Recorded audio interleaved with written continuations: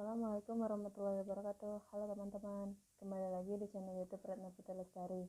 Kali ini saya akan mempresentasikan tentang pajak dengan judul Surat Pemberitahuan Tahunan dan Surat Setoran Pajak. Baiklah, masuk ke dalam materi yang pertama, yaitu mengenai pengertian Surat Pemberitahuan Pajak atau SPT. Surat Pemberitahuan Pajak adalah surat yang diperoleh wajib pajak yang digunakan untuk melaporkan perhitungan pembayaran pajak, objek pajak, bukan objek pajak, atau harta dan kewajiban sesuai dengan ketentuan perundang-undangan perpajakan. Kewajiban dalam melaporkan SPT tahunan secara umum telah diatur di dalam Undang-Undang Nomor 16 Tahun 2009 tentang Ketentuan Umum dan Tata Cara Perpajakan, tepatnya pada pasal 3 dengan materi yang selanjutnya yaitu macam-macam surat pemberitahuan pajak atau SPT. Berdasarkan ketentuan peraturan perundang-undangan ada dua jenis SPT. Yang pertama yaitu SPT massa. SPT massa digunakan untuk melaporkan pajak dalam kurun waktu tertentu. Dalam itu yaitu bulanan. Jenis pajak yang harus dilaporkan setiap bulan melalui SPT massa terdiri dari yang pertama pajak penghasilan PPh pasal 2, yang kedua adalah PPh pasal 22, yang ketiga adalah PPh pasal 23, yang keempat adalah PPh pasal 25, yang kelima yaitu PPh pasal 26, yang keenam yaitu PPh pasal 4 ayat 2, dan yang ketujuh adalah PPh pasal 15, serta pajak pertambahan nilai PPN dan pajak atas penjualan barang mewah dan pemungut PPN. Yang kedua yaitu SPT tahunan. SPT tahunan wajib dilaporkan setiap tahun atau pada akhir tahun pajak. SPT tahunan sendiri dibagi ke dalam dua kategori, yaitu SPT tahunan perorangan dan SPT tahunan badan. SPT tahunan perorangan pun masih dibagi lagi ke dalam tiga jenis formulir yang terdiri dari formulir SPT tahunan 1770, SPT 1770S, dan SPT 1770SS. Perbedaan antara tiga jenis formulir SPT tahunan tersebut terletak pada status kepegawaian seseorang, sumber penghasilan lain, serta besaran penghasilan wajib pajak setiap tahunnya. Batasan waktu pelaporan SPT tahunan pun terbagi menjadi dua, yakni 3 bulan setelah masa pajak perorangan serta 4 bulan setelah masa pajak bagi badan usaha. Materi yang selanjutnya yaitu mengenai fungsi-fungsi surat pemberitahuan tahunan.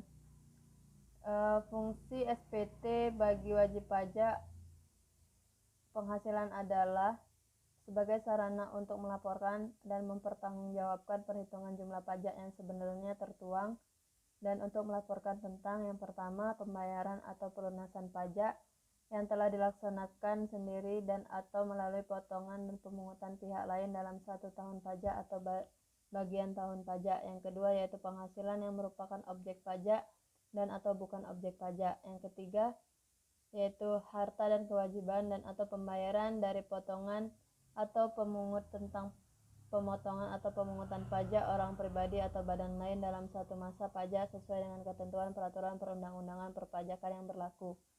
Bagi pengusaha kena pajak, fungsi surat pemberitahuan adalah sebagai sarana untuk melaporkan dan mempertanggungjawabkan perhitungan jumlah pajak pertambahan nilai dan pajak penjualan atas barang mewah yang sebenarnya tertuang, dan untuk melaporkan tentang yang pertama pengreditan pajak masukan terhadap pajak keluaran, yang kedua yaitu pembayaran atau pelunasan pajak yang telah dilaksanakan sendiri oleh pengusaha kena pajak dan atau melalui pihak lain dalam satu masa pajak sesuai dengan ketentuan peraturan perundang-undangan perpajakan.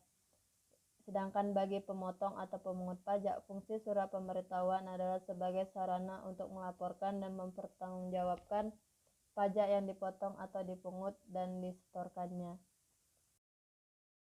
Materi yang selanjutnya yaitu bentuk dan isi SPT.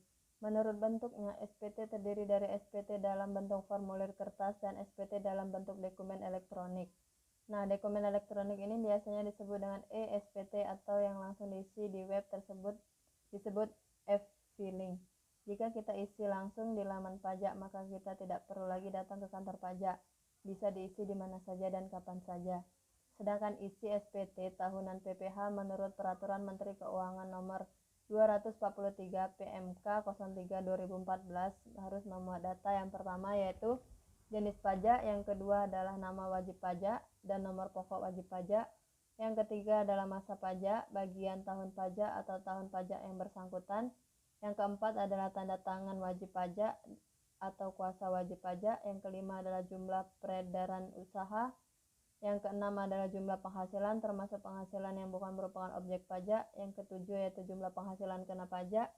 Yang ke-8 yaitu jumlah pajak terutang. Yang ke-9 jumlah kredit pajak. Yang ke-10 jumlah kekurangan atau kelebihan pajak. Yang ke-11 jumlah harta dan kewajiban. Yang ke-12 tanggal pembayaran pajak penghasilan pasal 29. Dan yang ke-13 data lainnya yang terkait dengan kegiatan usaha wajib pajak. Materi yang selanjutnya yaitu yang wajib mengisi SPT. Direktoral Jenderal Pajak atau Ditjen Pajak menegaskan bahwa setiap wajib pajak termasuk pensiun wajib mengisi surat pemberitahuan SPT tahunan yang benar, lengkap, dan jelas, mendatangani SPT serta menyampaikan SPT tersebut. Direktur Penyuluhan Pelayanan dan Hubungan Masyarakat DJP mengatakan pelaporan SPT pajak tahunan wajib dilaporkan oleh seluruh masyarakat yang memiliki nomor pokok wajib pajak. Materi yang selanjutnya yaitu tentang pembetulan SPT. Pembetulan SPT adalah permohonan oleh wajib pajak untuk merevisi laporan atau perhitungan dan pembayaran pajak sesuai dengan ketentuan peraturan perpajakan. Pembetulan SPT bisa saja terjadi ketika SPT tahunan yang dilaporkan ada yang ingin direvisi untuk tahun pajak yang sama. Materi yang selanjutnya yaitu batas waktu penyampaian SPT. Yang pertama, untuk surat pemberitahuan SPT tahunan PPh wajib pajak orang pribadi, batas waktu penyampaian SPT-nya adalah paling lama 3 bulan setelah akhir tahun pajak. Tahun pajak adalah jangka waktu 1 tahun kalender kecuali bila wajib pajak menggunakan tahunan buku yang tidak sama dengan tahunan kalender. Dikecualikan dari kewajiban menyampaikan SPT tahunan adalah wajib pajak orang pribadi yang dalam 1 tahun pajak menerima atau memperoleh penghasilan yaitu tidak melebihi penghasilan tidak kena pajak atau PTKP. Kekurangan pembayaran pajak yang tertuang berdasarkan SPT tahunan PPh harus dibayarkan lunas sebelum SPT PPh disampaikan.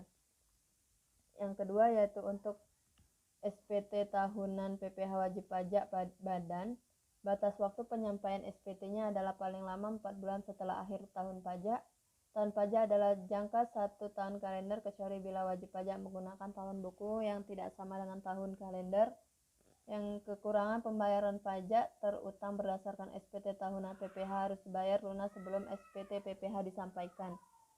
Untuk SPT masa, batas waktu penyampaian SPT-nya adalah paling lama 20 hari setelah akhir tahun pajak. Menteri Keuangan menentukan tanggal jatuh tempo pembayaran dan penyetoran pajak terutang untuk satu saat atau masa pajak sebagai masing-masing jenis pajak, paling lama 15 hari setelah saat terutangnya pajak atau berakhirnya masa pajak.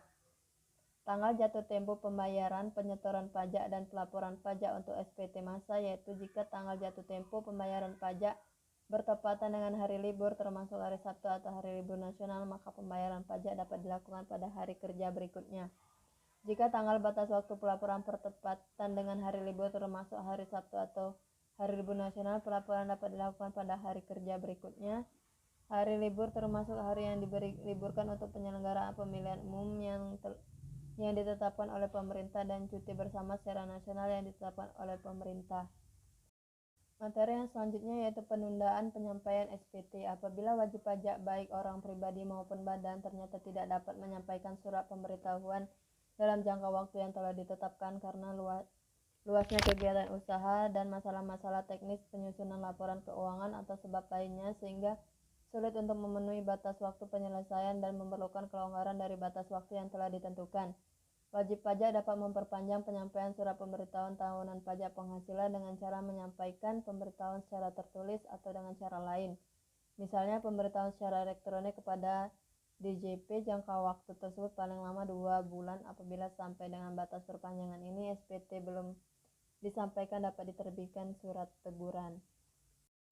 Materi yang selanjutnya yaitu sanksi terlambat atau tidak menyampaikan SPT. Yang pertama, terlambat lapor pajak pribadi.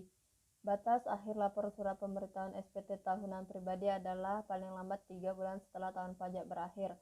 Apabila wajib pajak terlambat melaporkan SPT tahunan pajak penghasilan PPh, maka akan dikenai sanksi administrasi berupa denda senilai 1 juta yang dihitung 1 kali untuk setiap keterlambatan.